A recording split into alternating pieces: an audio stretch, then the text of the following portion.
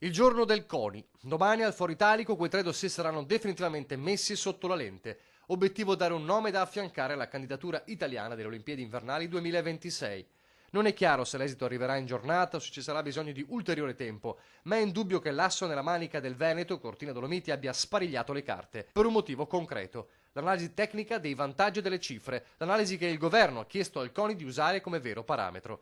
La battaglia agli sgoccioli lo sa bene chi, come il numero uno di Palazzo Balbi, ha lanciato la sfida supportato dal mondo imprenditoriale. Cortina è l'outsider, ormai lo riconoscono tutti. Cortina è riuscita a porre una questione che è la questione di merito. O candidi una realtà come Cortina, che è il complesso degli sport invernali più grande d'Europa, dove le 15 discipline olimpiche si svolgono tutte in montagna, oppure candidi in una città metropolitana con i vantaggi e gli svantaggi di una città metropolitana. Uno per tutti, faccio l'esempio di Milano.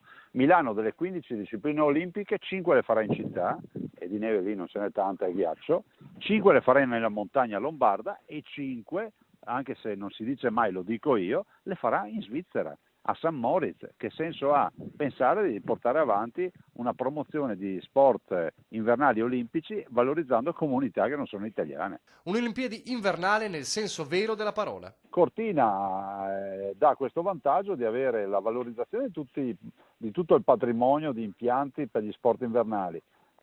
Le Olimpiadi si farebbero 5 anni dopo i campionati del mondo, quindi approfittiamo degli investimenti fatti, e si tornerebbe al vecchio principio che le Olimpiadi invernali si fanno dove c'è la neve, dove si vive di sport invernali. Anche alla vigilia del vertice del CONI ritornano gli appelli dei giorni scorsi. Torino le ha già ospitate nel 2006, Milano ha avuto l'Expo, ora tocca alle Dolomiti, dice il presidente di Confcommercio Veneto Massimo Zanon, che continua: il Veneto è la regione più turistica d'Italia, quella che maggiormente saprebbe valorizzarne la grandezza.